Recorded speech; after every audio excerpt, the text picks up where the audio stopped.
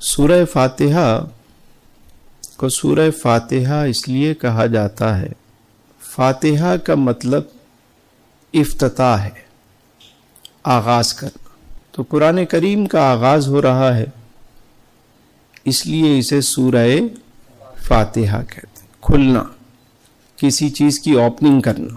اور سورہ فاتحہ چونکہ پورے قرآن کا خلاصہ ہے، قرآن مجید فرقان حمید کا، اسے سورہ شفا بھی کہتے ہیں، سورہ دعا بھی کہتے ہیں، ام القرآن بھی اسے کہتے ہیں کہ یہ قرآن کی بنیاد ہے، ام القرآن قرآن کی اصل ہے۔ بہت مبارک سورت، اور ہم سب سے زیادہ جس سورت کو پڑھتے ہیں وہ سورہ فاتحہ ہے، جس کی تلاوت ابھی ہم نے سنی۔ یہ اتنی مبارک سورت ہے کہ اگر اسے پڑھ کر صحیح معنوں پہ کسی پر دم کیا جائے تو اسے شفا نصیب ہو جاتی ہے، مگر شرط یہ ہے کہ پڑھنے والا متقی ہو۔ بھائی گولی تو بہت اچھی ہے، لیکن اگر ہتھیار ہی ناقص ہو تو فائر کیسے ہوگا؟ یعنی ایک سمجھانے کی بات ہے کہ اگر پڑھنے والا ہی متقی نہیں ہے، اس کی زبان ہر وقت فضولیات اور جھوٹ میں، غیبت میں، چیزوں میں رہتی ہے، تو وہ تاثیر کیسے پیدا ہوگی؟ صحابہ کرام ایک مرتبہ ایک جگہ سے جا رہے تھے، تو راستے میں انہوں نے پڑاؤ کیا، تو ایک گاؤں تھا، تو وہاں کا سردار جو ہے وہ بیمار ہو گیا، سانپ نے کاٹا، اور ایسا زہریلا سانپ تھا کہ وہ قریب المرگ ہو گیا، مرنے والا تھا۔ تو وہ آئے، انہوں نے کہا کہ قافلے والوں، اگر تم میں کوئی شخص ہے اور علاج جانتا ہے تو وہ آئے علاج کرے۔ تو ایک صحابی نے کہا میں علاج جانتا ہوں۔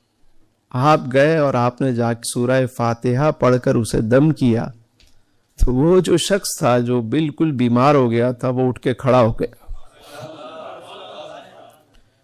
اور بعد میں جب یہ بات صحابہ کرام نے آپ علیہ السلام کو آ کر عرض کی تو حضور نے بھی اس بات کی تائید فرمائی کہ یہ سورہ شفا ہے۔ طریقہ یہ ہوتا ہے کہ 7 مرتبہ اس جگہ پر جہاں درد ہے، اول آخر 7 مرتبہ درود پڑھ کر اس کو روزانہ دم کیا جائے، انشاءاللہ کرم ہوگا۔ نیت اچھی ہو، یقین کامل ہو، جیسے وہ صحابی رسول کہا میں جا کے دم کرتا ہوں، شفا ہوگی۔ تو کلام الہی ہے، بس 2 چیزیں شرط ہوتی ہیں دم کرنے کے لیے، صدق مقال اور رزق حلال۔ کیا ہوتی ہیں 2 چیزیں؟ سچ بولنے والا اور حلال کھانے والا، تو پھر اثر ہوتا ہے۔ تو اللہ تعالیٰ سے دعا ہے کہ اس مبارک سورت کو ہمیں سمجھنے اور اس پر عمل کرنے کی سعادت عطا فرمائے۔ الحمدللہ رب العالمین، تمام تعریفیں اللہ ہی کے لیے، اللہ ہی کے لیے۔ تو اب سوال یہ پیدا ہوتا ہے کہ کیا کسی اور کی تعریف نہ کی جائے؟ جب ساری ہی حمد و ثنا اس کے لیے ہے تو کیا کسی اور کی تعریف نہ کی جائے؟ تو پتہ چلا کہ آپ کائنات میں کسی بھی شے کی تعریف کریں گے تو وہ تعریف خالق ہی کی کہلائی، بنانے والے کی تعریف ہے۔ مثلا ایک مصور ہے، اس کی پینٹنگ ہے، پینٹنگ کی کوئی تعریف کرے تو تعریف کس کی ہوگی؟ پینٹر کی ہوگی، بنانے والے کی ہوگی۔ یعنی کسی تصویر کی تعریف کرنا وہ مصور کی تعریف ہے۔ تو اللہ تعالیٰ جس نے یہ پوری کائنات کو بنایا اور سجایا، اب اس کائنات میں آپ کسی بھی شے کی تعریف کریں تو در حقیقت تعریف کس کی ہوگی؟ آپ زمین کی تعریف کریں، آسمان کی تعریف کریں، آپ پھولوں کی تعریف کریں، پھلوں کی تعریف کریں، انسانوں کی تعریف کریں، والدین کی تعریف کریں، اولیاء کی تعریف کریں، آپ جس کی بھی تعریف کریں گے تو تعریف کس کی کہلائے گی؟ اللہ کے محبوب کی تعریف کریں۔ اللہ نے اپنے محبوب کا نام ہی رکھا محمد صلی اللہ علیہ وآلہ وسلم، جس کے معنی ہے سب سے زیادہ تعریف کیا گیا۔ نام ہی ایسا رکھا، بھر بھر کے تعریف کریں، جھوم جھوم کر تعریف کریں کہ جس کا محبوب اتنا سونا ہے وہ رب کتنا حسین ہوگا، تو تعریف کریں۔ اچھا، ایک غلط فہمی بھی ہے، اس کو بھی سمجھنا بڑا ضروری ہے، اور وہ یہ ہے کہ بعض حضرات سمجھتے ہیں کہ بہت زیادہ تعریف نہ کریں کسی کی۔ ارے بھائی کیوں نہ کریں؟ وہ سمجھتے ہیں کہ بہت زیادہ کسی کی تعریف کریں گے تو یہ کچھ اور ہو جائے گا۔ بھائی کیا ہو جائے گا؟ ذرا ہمیں بھی تو سمجھائیں، ہوگا کیا؟ وہ سمجھتے ہیں کہ مثال کے طور پہ توحید بیان کرتے کرتے وہ رسالت کی طرف نا وہ ایسی بات کریں گے کہ جیسے کوئی نقص کی طرف لے جائیں گے۔ ایسا تو کوئی قاعدہ نہیں ہے۔ مثلا میں سمجھانے کے لیے بات عرض کر رہا ہوں، ویسے یہ مثال دینی نہیں چاہیے لیکن صرف سمجھانے کے لیے، کہ ہم باپ کی تعریف کرتے ہیں، کریں جی بھر کے کریں، تو کیا باپ کی تعریف کرنے کے لیے ماں کی تنقیص کرنا ضروری ہے؟ نہیں، آپ باپ کی تعریف جتنی کرنا چاہتے ہیں کریں، کوئی حرج نہیں۔ ماں کی جتنی تعریف کرنا چاہتے ہیں کریں، کوئی حرج نہیں۔ خرابی کہاں پیدا ہوتی ہے کہ جب باپ کی تعریف کرتے کرتے کوئی ماں کی تنقیص کر دے، پکڑ یہاں پر ہوگی۔ اسی طرح یہ بھی ایک مسئلہ سمجھ لیں کہ کوئی توحید بیان کرنا چاہتا ہے کرے، ساری زندگی کرتا رہے، وہ تو خالق وہ ہے کہ اگر سارے سمندر سیاہی بنا دیے جائیں، درخت کاٹ کر قلم بنا دیے جائیں اور اس کی شان لکھنا کوئی شروع کرے، وہ لکھتے لکھتے تھک جائے گا، قلم ختم ہو جائیں گے، سیاہی مٹ جائے گی، ختم ہو جائے گی، لیکن اس کی تعریف حق نہیں آتا۔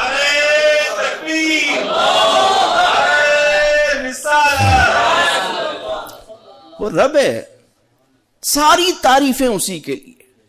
لیکن اگر کوئی اس کے محبوب کی تعریف کرے، سارا دن کرے، ساری رات کرے، اصل میں تعریف محبوب کی جا رہی ہے، لیکن در حقیقت تعریف خالق ہی کی ہے۔ ہمارے بابا مجید اللہ شاہ صاحب کے آستانہ عالیہ سے ہمارے بزرگ تشریف لائے ہوئے ہیں، تو بابا صاحب ایک شعر اکثر پڑھتے تھے اعلیٰ حضرت کا کہ میں تو مالک ہی کہوں گا کہ ہو مالک کے حبیب، یعنی محبوب محب میں نہیں میرا تیرا، محبوب محب میں نہیں میرا تیرا۔ یار لوگ کہتے ہیں کہ یہ اہل سنت والے جو ہیں، سنی حضرات اتنی تعریف کرتے ہیں، اتنا تعریف کرتے ہیں، اتنا تعریف کرتے ہیں رسول اللہ کی، معاذ اللہ کہتے ہیں کہ اللہ کا شریک بنا دیتے ہیں۔ ہم کہتے ہیں استغفر اللہ، ہم اللہ کے محبوب کو اللہ کا شریک نہیں اس کا حبیب سمجھتے ہیں۔ بھائی شراکت میں تو بٹوارا ہو گیا نا، لیکن کوئی کسی کا حبیب بن جائے، محبوب بن جائے، تو جو کچھ اس کا ہے وہ سب دوسرے کا ہو جاتا ہے۔ تو اللہ نے اپنے محبوب کو اپنا حبیب بنایا ہے، اور ہمارا یہی عقیدہ ہے۔ اسی لیے ہم کہتے ہیں کہ میں تو مالک ہی کہوں گا کہ ہو مالک کے حبیب، یعنی محبوب و محب میں نہیں میرا تیرا، نہیں میرا تیرا۔ یہ بات یاد رکھیے گا۔ بعض لوگ یہاں جا کے تھوڑے سے پریشان ہو جاتے ہیں۔ ایسی کوئی، آپ تعریف کریں، اولیاء کی تعریف کریں، آپ کسی کی بھی تعریف کریں تو ہوگا کہ تعریف کس کی کہلائے گی؟ اللہ کی۔ اور پھر کوئی آپ کی تعریف کرے تو کیا کرنا چاہیے؟ مطلب مثال کے طور پہ کسی نے آپ کی تعریف شروع کر دی تو آپ کو چاہیے کہ آپ فوراً کہیں الحمدللہ الحمدللہ، شکر الحمدللہ۔ آپ اللہ کی تعریف شروع کرتے ہیں، یہ بات یاد رکھیے گا. کسی نے آپ کی تعریف شروع کی تو آپ کیا کریں؟ اللہ کی تعریف اسی کے لیے. الحمدللہ رب العالمین، جو تمام جہانوں کا پالنے والا ہے. رب کہتے ہیں پالنے والے. اس نے کیسا کھلانے کا انتظام کیا. ایک لقمہ جو ہم یوں اٹھا کے کھا لیتے ہیں نا اور منہ بنا رہے ہوتے ہیں، کبھی غور کریں کہ یہ لقمہ کیسے کھیت میں اگا ہے؟ کس نے اہتمام کیا؟ وہاں اگ رہا ہے وہ گندم کا دانہ، وہ اگا، پھر وہاں سے وہ پک کر تیار ہوا، پھر وہاں سے کسی نے اسے نکالا اور پھر وہ چکی میں گیا اور پیس کے اس کا آٹا بنا، پھر وہ گودام میں گیا، گودام سے پھر وہ اسٹوروں میں آیا، اسٹوروں سے ہمارے گھر پہ آیا، پھر اس میں پانی ملایا گیا، اسے گوندا گیا، اسے گرم کیا گیا، تیار کیا گیا، پھر وہ ہمارے سامنے آ کر سجا. پروسیس تو دیکھیں کتنا اہتمام کیا آپ کے لیے اس نے. کہاں سے چلی چیز آپ کے دسترخوان پہ پہنچی. یہ بریانی جو آپ کھا رہے ہوتے ہیں، کبھی غور تو کریں اس میں کتنے اجزاء. ایک گوشت ہے تو فلاں چیز ہے تو رائس ہے. یہ جو کالی مرچ ہے کہاں سے آئی ہے؟ کبھی آپ نے غور کیا کالی مرچ کہاں سے آتی ہے؟ سہیل بھائی کہاں سے آتی ہے؟ ویتنام سے آتی ہے.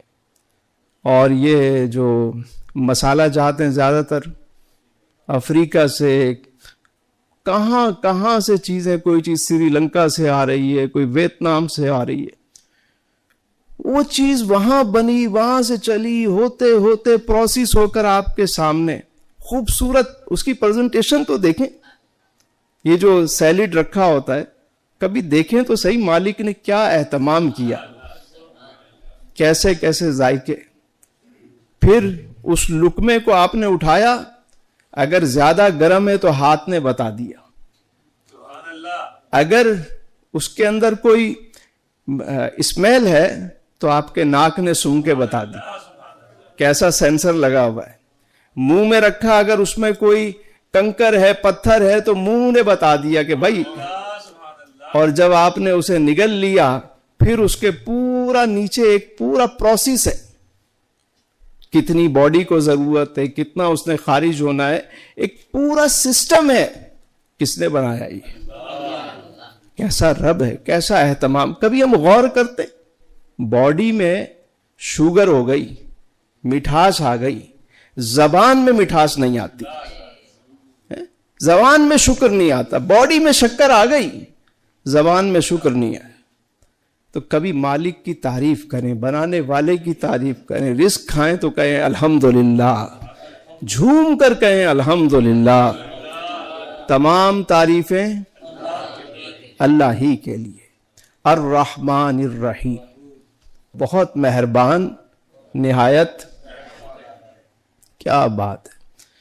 یعنی وہ ایسا رحمان ہے کہ کوئی اسے مانے یا نہ مانے، وہ رزق سب کو دیتا ہے. وہ فرعون کو بھی کھلاتا ہے اور موسیٰ کو بھی کھلاتا ہے. نمرود کو بھی رزق دیتا ہے، سیدنا ابراہیم علیہ السلام کو بھی رزق دیتا ہے. رب ہے وہ. کوئی مانے یا نہ مانے، اس کی صفت رحمانیت سے سب فیض پاتے ہیں. ماننے والا ہو نہ ماننے والا ہو، اس کی مہربانی کی جو بارش ہے وہ امیر کے محل پہ بھی برستی ہے اور غریب کے جھوپڑے پہ بھی برستی ہے.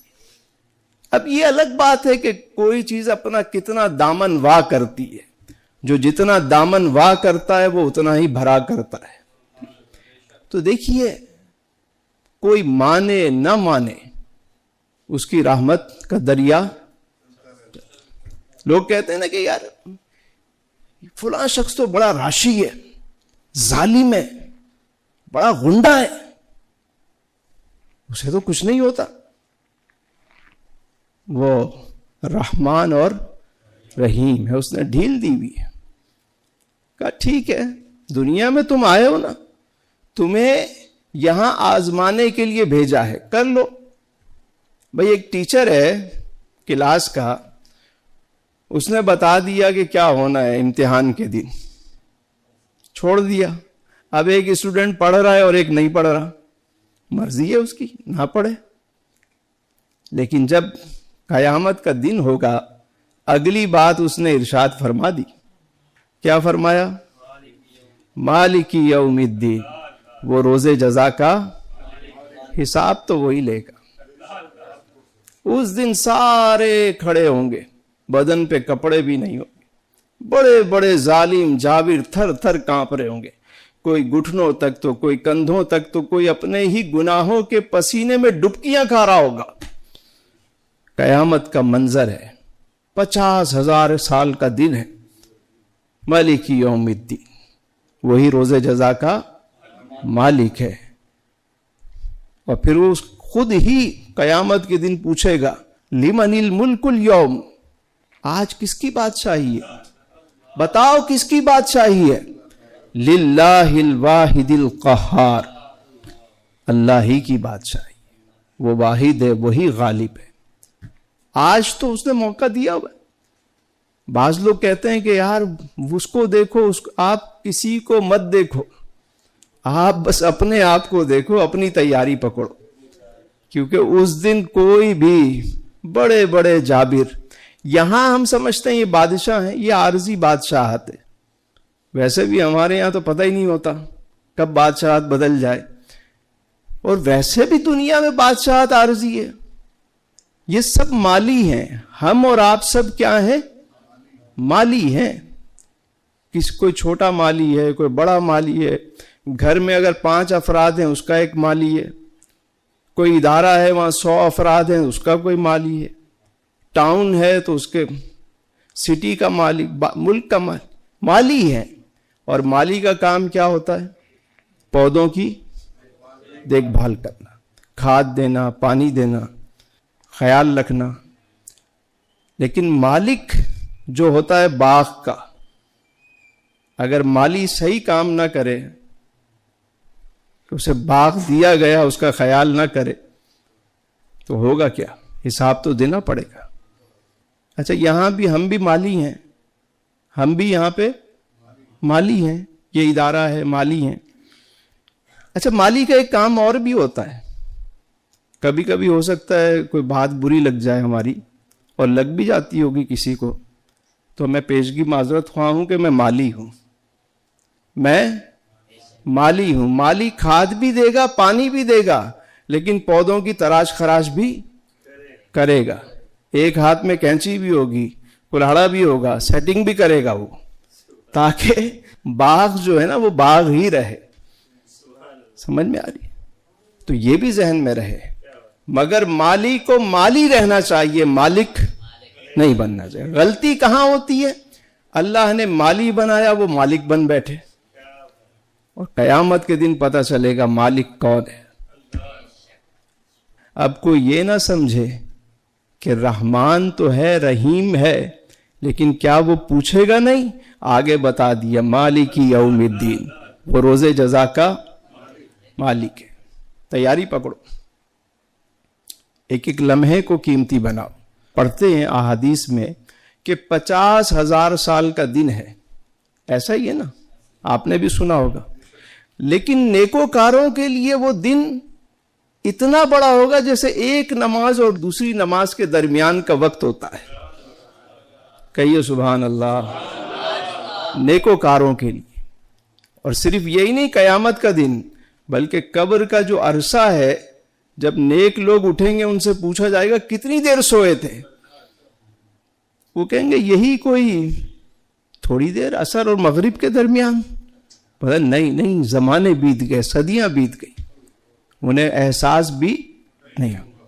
جیسے اصحاب کہف کا واقعہ، 309 سال تک سوتے رہے، اٹھے اور بازار گئے کہ کچھ کھانے پینے کا سامان لے آئے، تو پتہ چلا کہ 309 سال بیت گئے اور انہیں احساس بھی نہیں ہوا۔ تو یاد رکھیے گا، کیوں نہ ناز کریں کہ اس دن ہمارے آقا و مولا مقام محمود پر ہوں گے۔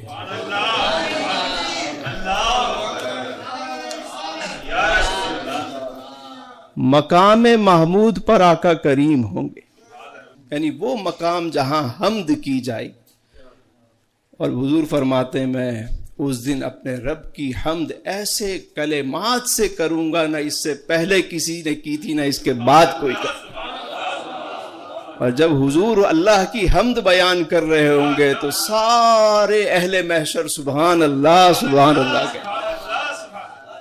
ہر نظر کانپ اٹھے گی محشر کے دن، خوف سے ہر کلیجہ دہل جائے گا، مسکراتے ہوئے سرکار آ جائیں گے، حشر کا سارا نقشہ بدل جائے گا.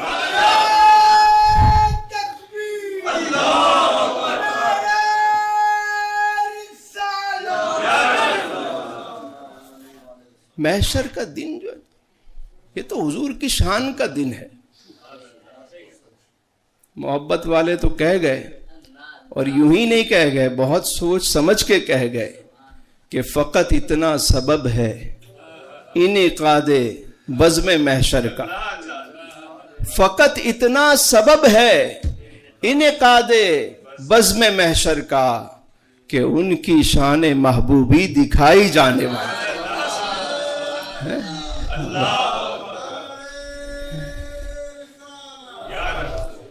تو آج اگر، اسی لیے تو امام نے کہا آج لے ان کی پناہ، آج آ جاؤ حضور کی غلامی میں.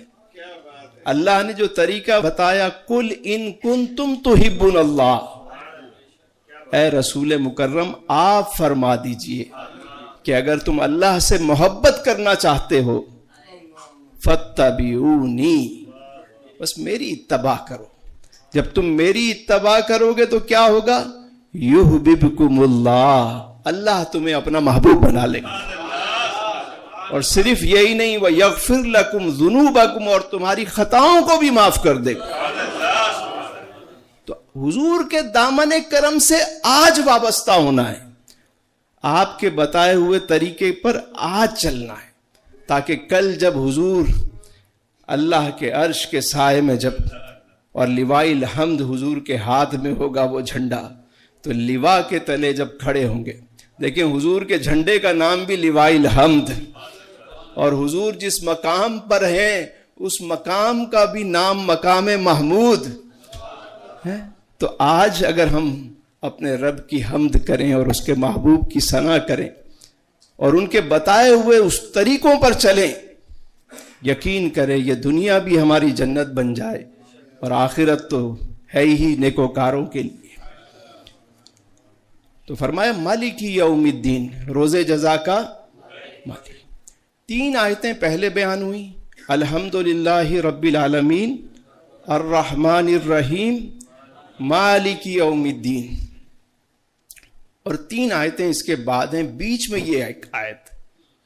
یہ جو آیت ہے جیسے پورے قرآن کا خلاصہ سورہ فاتحہ ہے، تو سورہ فاتحہ کا خلاصہ یہ آیت ہے. کون سی آیت؟ ایاک نعبد و ایاک نستعین، ہم تیری ہی عبادت کرتے ہیں اور تجھ ہی سے مدد چاہتے ہیں. بہت اہم، یہ اتنی بڑی آیت ہے کہ کئی دن لگ جائیں صرف اسی کو سمجھنے میں، اور صرف یہ آیت مبارکہ کسی کو سمجھ میں آ جائے تو اسے بندگی کے راز معلوم ہو جائے. ایاک نعبد، ہم تیری ہی عبادت کرتے ہیں، یا اس کا معنی یہ بھی ہوتے ہیں کہ ہم تیری ہی بندگی کرتے ہیں، تیری ہی غلامی کرتے ہیں. کیا معنی بنیں گے؟ ہم تیری ہی غلامی کرتے ہیں. میں آپ سے کہوں عبادت کیا ہے، آپ کہیں گے نماز عبادت، روزہ عبادت، حج عبادت، زکوٰۃ عبادت، یہی بتائیں گے نا. کتنا ٹائم؟ 5 وقت. ٹوٹل ٹائم کتنا لگتا ہے؟ 1 گھنٹہ لگ جائے گا، 2 گھنٹے لگ جائیں گے، باقی 22-23 گھنٹے. کیونکہ قرآن میں ایک اور مقام پہ اللہ نے فرمایا وَمَا خَلَقْتُ الْجِنَّ وَالْإِنسَ إِلَّا لِيَعْبُدُونِ، ہم نے جنوں انسانوں کو نہیں پیدا کیا مگر اپنی عبادت کے لیے. تو اگر عبادت یہی ہے، نماز، اور یقیناً عبادت ہے، یہ بھی فرض ہے، لیکن صرف کیا یہی عبادت ہے؟ اچھا عبادت ہے تو بندگی کیا ہے؟ بندگی اور عبادت میں فرق کیا ہے؟ بات سمجھ میں آ رہی؟ عبادت وہ ہے جو ہم خالق کی کرتے ہیں، اور بندگی وہ ہے جو ہم اس کے حکم پر چلتے ہیں۔ بات سمجھ میں؟ یہ سمجھنا بڑا ضروری ہے۔ ایک بندہ ہے، وہ غلام ہے، وہ اپنے آقا سے کہے کہ میں آپ کا غلام ہوں، یا یوں کہے میں آپ کا بھی غلام ہوں، تو اس کا مطلب ہے کہ وہ کسی اور کا بھی غلام ہے۔ لیکن اگر وہ یہ کہہ رہا ہے کہ میں آپ ہی کا غلام ہوں، تو بات سمجھ میں آ رہی؟ تو یہاں ایاک نعبد، ہم تیری ہی عبادت کرتے ہیں، تیری ہی غلامی کرتے ہیں۔ جب ہم نے یہ مان لیا کہ ہم تیری ہی غلامی کرتے ہیں، جب اللہ ہی کی بندگی کرتے ہیں، تو اس کا مطلب کیا ہوا کہ اب مالک جو کہے غلام وہی کرے۔ ایک شخص نے غلام خریدا، اس سے کہا کیا کھاؤ گے؟ اس نے کہا جو آپ کھلاؤ گے۔ کہا بھئی کیا پیو گے؟ کہا جو آپ پلاؤ گے۔ کیا پہنو گے؟ کہا جو آپ پہناؤ گے۔ کہاں رہو گے؟ جہاں آپ رکھو گے۔ اس نے کہا غلام کی کوئی اپنی مرضی تھوڑی ہوتی ہے۔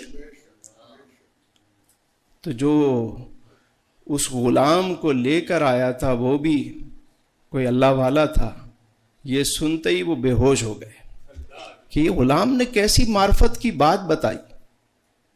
حقیقت یہ ہے کہ جب ہم یہ کہہ رہے ہیں کہ ہم تیرے ہی غلام ہیں، تیری ہی بندگی کرتے ہیں، تیری ہی غلامی کرتے ہیں، تو غلاموں کی اپنی بھی کوئی مرضی ہوتی ہے؟ کبھی سوچا جائے اس بات پہ۔ ہم مرضی ساری اپنی کرتے ہیں اور روزانہ پڑھتے ہیں ایاک نعبد، کبھی اس پہ بھی غور کر لیا جائے۔ اور پھر وَإِيَّاكَ نَسْتَعِينُ، استعانت اور عبادت اللہ ہی کی ہے، اسی کے لیے ہے۔ اب سوال یہ پیدا ہوتا ہے کیا کسی اور سے مدد نہ مانگے؟ تو یہ دنیا تو عالم اسباب ہے، تو کیا کسی اور سے مدد نہ مانگی جائے؟ اس بات کو سمجھیے۔ مثال کے طور پہ کوئی اچانک سے کسی کو خبر ملی تو اسے چاہیے کہ سب سے پہلے وہ اپنے رب سے مدد طلب کرے۔ کیا کہے؟ اے میرے مالک خیر فرما، کرم فرما، سب سے پہلے۔ اور پھر یہ دیکھے کہ کون کون سے اسباب میں اختیار کر سکتا ہوں۔ یعنی کوئی بیمار ہو گیا، خبر مل گئی، تو سب سے پہلے اس نے کہا اے اللہ تو کرم فرما، رحم فرما، شفا عطا فرما۔ پھر یہ سوچے کہ اس کے ظاہری اسباب کیا ہو سکتے ہیں۔ تو ڈاکٹر ہے تو ڈاکٹر کے پاس لے گیا تو ڈاکٹر دوائی دے گا، ڈاکٹر علاج کرے گا، شفا کون دے گا؟ بھئی ایک ڈاکٹر نے 5 لوگوں کا علاج کیا، 3 کو شفا ہو گئی، 2 کو نہیں ہوئی۔ اس نے تو علاج سب کا ہی کیا نا، تو پتہ کیا چلا کہ شفا دینے والی ذات، ہاں اسباب کوئی بھی بن سکتا ہے، وہ دعا بن سکتی ہے، دوا بن سکتی ہے، وہ اسباب اختیار کرنے چاہیے، لیکن نیت یہ ہو کہ حقیقی مدد کرنے والا اللہ ہی ہے۔ بات سمجھ میں آ رہی ہے؟ جو سبب بنا اب اس کا بھی شکریہ ادا کریں، اور مسبب الاسباب کا بھی۔ جو بندوں کا شکر ادا نہیں کرتا وہ رب کا بھی شکر۔ تو یہ بڑا اہم مسئلہ ہے، اس کو سمجھنے کی ضرورت ہے۔ اہدنا الصراط اے اللہ ہمیں سیدھا راستہ چلا۔ بعض حضرات نے ترجمہ کیا اے اللہ ہمیں سیدھا راستہ دکھا۔ دکھا میں اور چلا میں فرق ہے۔ یعنی کسی کو کوئی کہے کہ بھائی مجھے راستہ دکھاؤ، میں کمال بھائی سے کہوں مجھے اورنگی کا راستہ بتائیں، دکھائیں، اور میں کہوں یار مجھے اس راستے پہ چلاؤ، میں چلو چلو، چلنے والے بنو، چلاتے۔ تو چلا، دکھا اور چلا میں یہ فرق ہے۔ پھر دوسری بات یہ ہے کہ ایک شخص گھر سے باوضو ہو کر چلا، مسجد پہنچا، نیت باندھی، قبلہ روح ہوا، طہارت، ستر عورت، ساری شرائط فرائض پورے کیے، نیت باندھی، اب وہ کہہ رہا ہے اے اللہ مجھے سیدھے راستے پر چلا، تو کیا یہ سیدھا راستہ نہیں ہے؟ جہاں وہ کھڑا ہوا ہے کیا یہ سیدھا راستہ نہیں ہے؟ تو پتہ چلا صوفیہ فرماتے ہیں کہ یہاں تک آنا راہ مستقیم کا نقطہ آغاز ہے۔ کہیے سبحان اللہ۔ یہاں تک پہنچنا راہ مستقیم کا نقطہ آغاز ہے۔ یہاں سے تو اصل کام شروع ہوتا ہے آپ کا، اور اسی سے توفیق مانگے بندہ کہ اللہ تو مجھے اس راستے پر، اس مستقیم کا مطلب ہے استقامت۔ کیا مطلب ہے؟ استقامت۔ یہ بڑی اہم بات ہے۔ اس کا ترجمہ یہ بھی کیا جاتا ہے کہ اے اللہ مجھے سیدھا راستہ چلا، لیکن اس کا یہ معنی بھی ہے کہ اے اللہ مجھے سیدھے راستے پر استقامت عطا فرما۔ مستقیم استقامت سے استقامت عطا فرما۔ اور جس کو استقامت مل جائے وہ ہر حال میں اپنے رب کا ہو کر رہ جاتا ہے۔ خوشی میں بھی اللہ، دکھ میں بھی اللہ، سکھ میں بھی اللہ، ہر حال میں اللہ، بس اللہ ہی اللہ۔ صراط الذین انعمت علیہم، راستہ ان کا جن پر تو نے انعام کیا۔ انعام یافتہ کون ہے؟ اللہ نے فرمایا انعم اللہ علیہم من النبیین والصدیقین والشہداء والصالحین۔ 4 کیٹیگری بتائی جو انعام یافتہ ہے۔ ان میں کون ہے؟ انبیاء، صدیق، شہداء، صالحین۔ نبوت، انبیاء جو ہیں آقا کریم علیہ السلام پر باب نبوت آ کر بند ہو گیا، حضور خاتم النبیین ہیں۔ اب یہ انبیاء یہاں تک، پھر حضور کے جو غلام ہیں الصدیقین، پھر شہداء جنہوں نے اللہ کی راہ میں اپنی جانیں دیں، پھر صالحین نیکوکار۔ تو اچھا سوچنے والی بات یہ ہے کہ انہیں جو کہا گیا انعام یافتہ، تو ان کو انعام ملا کیا ہے بھائی احسان صاحب؟ انعام کیا ملا؟ سوچنا ہے نا۔ بظاہر تو صحابہ کرام جب ایمان لائے تو دنیاوی طور پر ہم دیکھتے ہیں حضرت مصعب بن عمیر شہزادے تھے، جیسی ڈریسنگ وہ کرتے تھے ایسی ڈریسنگ پورے مکے میں کوئی نہیں کرتا تھا۔ لیکن جب آپ کا وصال ہوا، آپ جب شہید ہوئے تو کفن بھی پورا نہیں تھا، تو انعام کیا ملا؟ کبھی یہ بھی تو سوچیں کہ انعام یافتہ جو ہم کہتے ہیں انہیں انعام کیا ملا؟ جو انعام یافتہ ہیں انہیں انعام جو ملا وہ اللہ کا قرب ملا۔ انعام، اللہ کا انعام کیا ہے؟ اس کا قرب ہے، اس کا تقرب ہے۔ یہ جو دل کا گداز ہے، یہ جو آنکھوں کی نمی ہے، یہ جو عشق و مستی، جذب و شوق ہے، ہائے ہائے، یہی تو حاصل ہے اس راہ کا۔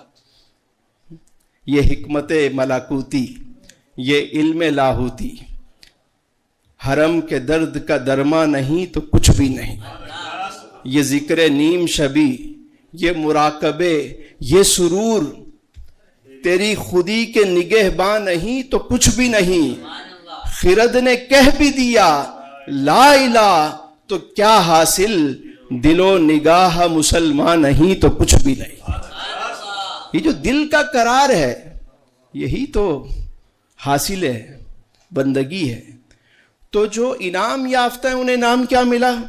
قرب الہ، اللہ کا تقرب ملا، قرب ملا، اور انہی کے رستے پر ہمیں چلنا ہے، نیکوکاروں کے رستے پر، صالحین کے رستے پر۔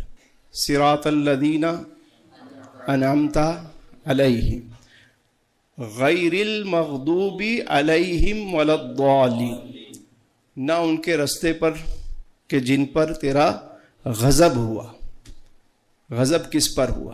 جو اس کے نافرمان ہیں، فرعون، نمرود، شداد، یہ وہ لوگ ہیں جو مٹ گئے، جن پر اللہ کا غضب ہوا ان قوموں پر.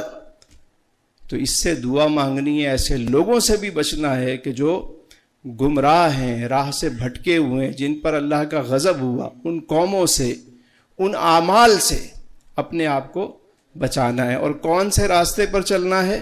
صراط الذین انعمت علیہم، انبیاء کے راستے پر، صدیقین کے راستے پر، شہداء کے راستے پر، صالحین کے راستے پر.